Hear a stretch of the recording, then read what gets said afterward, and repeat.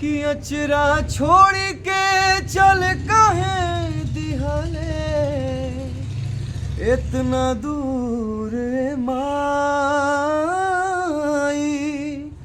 अब के बबुआ बबुआ कही के हमके पास बुलाई तोरा बिना जी कैसे तोरा बिना जी कैसे तोरे बौरहवा रे माई तोरा बिना जी कैसे तोरे बौरहवा रे माई। वाह वाह वाह वाह, बिना साज के और बिना ऑटो ट्यून के आवाज़ एकदम सुन के मिजाज गदगद हो गए। और बहुत सारा आवाज़ जौन ऑटो ट्यून के माध्यम से रस सुने नहीं, ये आवाज़ जौन बेस और जौन रवा अथी ट्यून मिलल ये बिना ऑटो ट्यून के आवाज़ है। और केहू यही विजेता ना होला, बहुत सारा लोग बहुत तरीका के कमेंट कइल और कुछ लोग तो इहो कहला न बाबा कि एही जीत गइल बड़ा सेटिंग करके तई आवाज़वा सेटिंग साइल बका। देखिए सेटिंग करके जीते के रही और सेटिंग करके हीरो और कलाकार बने के रहते दुनिया में एक से एक पैसा वाला लोग बा और बहुत सारा पैसा वाला लोग बा। अगर बहुत सारा पैसा देख के अगर लोग के हीरो बने के रहे तो खेसारी लाल के जगह पवन सिंह के जगह दिनेश लाल निरहुआ के जगह और मनोज भैया के जगह और एगो पुजेड़ी के लड़का रवि किशन जी के जगह बहुत सारा लोग हीरो रही। और इ लोग के हीरो बने के कोनो गरीब के मौका ना मिली हीरो बने के और कोनो गरीब के सुर संग्राम जीते के मौका ना मिली।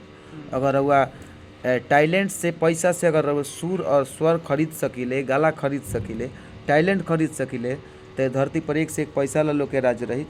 और ये परीक्षा ना है कि रवा सेटिंग करके जीत जाए।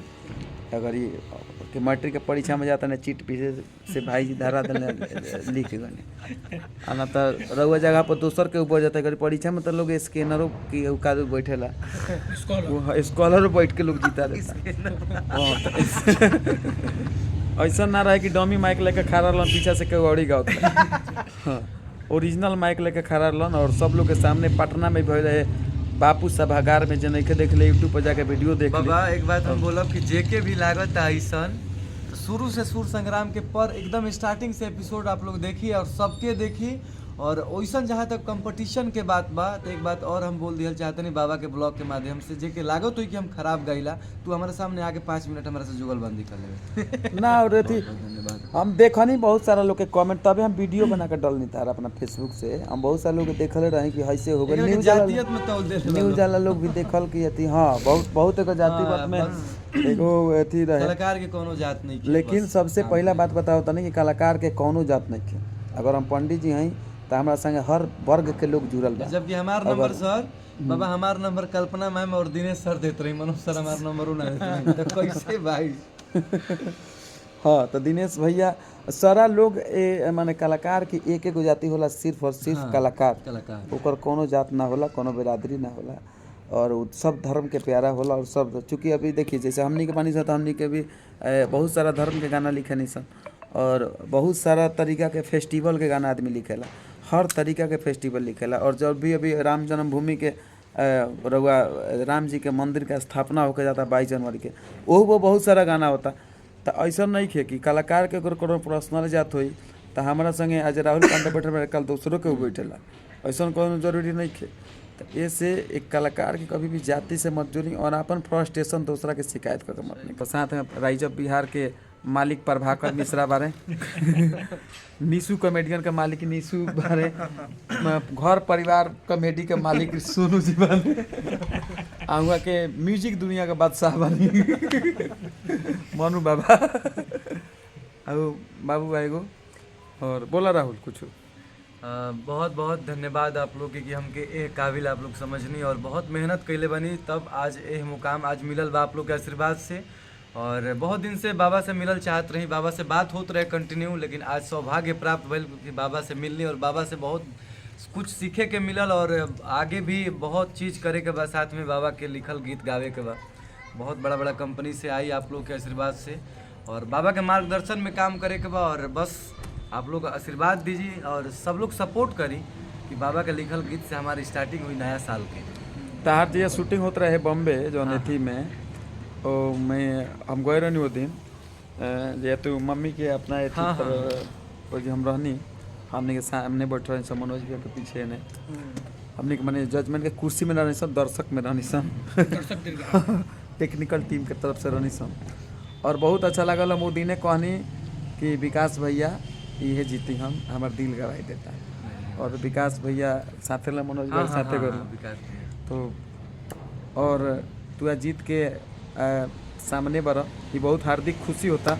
कौन ऐसा सफर रहे जौन तारा सूर संग्राम में कठिन लागल जना पर लागल कि अब लागत कि हम पीछे हो जाए? सबसे तो बड़ा दुख के बात ये बा कि हमारे मम्मी के मुख अग्नि दे के हम मतलब कंफ्यूजन में रही बाबा कि हम जाएं कि ना जाएं, लेकिन मम्मी के मुख अग्नि दे के हमके जाए के पड़ल। लेकिन मम्मी के ही सपना रहे कि एगो हम अच्छा गायक बनी और जब मम्मी ना रही तो उस सपना के काम महत्व, लेकिन वो चीज़ हमके एक एक चीज़ याद आवत रहे तो बस वही सपना के लेके गए रहे। ऐसा उतार चढ़ाव बहुत बार आयल कि ऐसा लागल कि एक बार तो ऐसा लागल कि हम सोच से आउट हो जाए, डेंजर जोन में खड़ा हो गई, लेकिन आप लोग के आशीर्वाद से उस दिन हम बच गई। और बाद जौन भी हमारी शुरुआत भइल बहुत अलग लेवल के भइल और शुरू से लास्ट तक बहुत मतलब मेहनत दिल से कैले बनी, 100% मेहनत कैले बनी और रिजल्ट आप लोग ने देनी। बहुत बहुत धन्यवाद एक खातिर। बहुत बढ़िया लगल। और ऐसा कोनो पहलका राउंड में कौन गीत गौले रहल?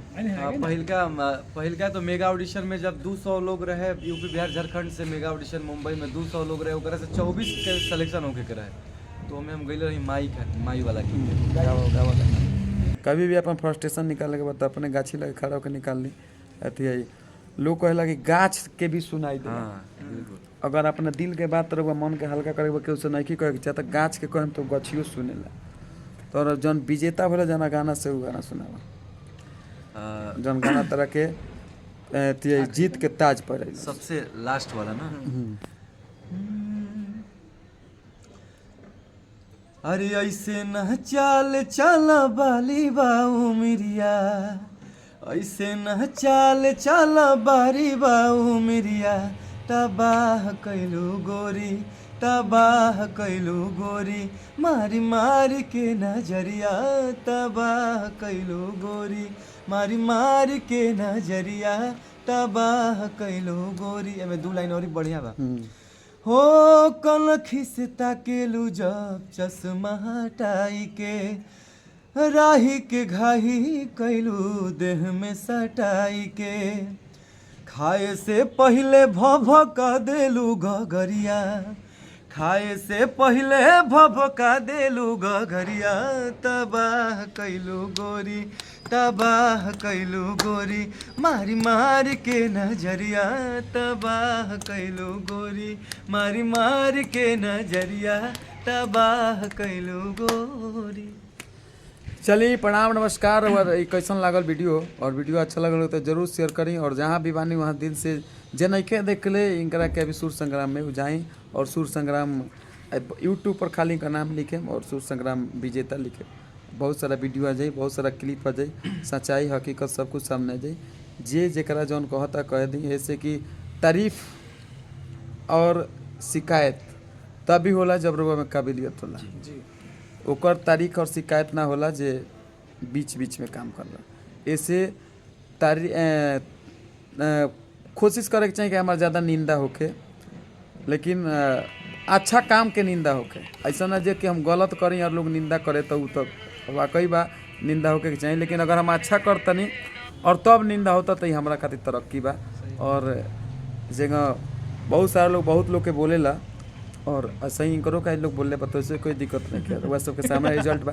तो ऐसे अपन मस्त रही स्वस्थ रही। और ठंडा बहुत पड़ रहा बा बिहार में, बहुत ज़्यादा ठंडा बा। तो ठंडा में कोशिश करे कि आग जलाई। हमने के ऐसा देखावा मत करी शॉर्ट आउट पार के। हमने के मजबूरी बा वीडियो बनावे खातिर खाली एक कल बन फिर कम और नमस्कार प्रणाम जय माता दी।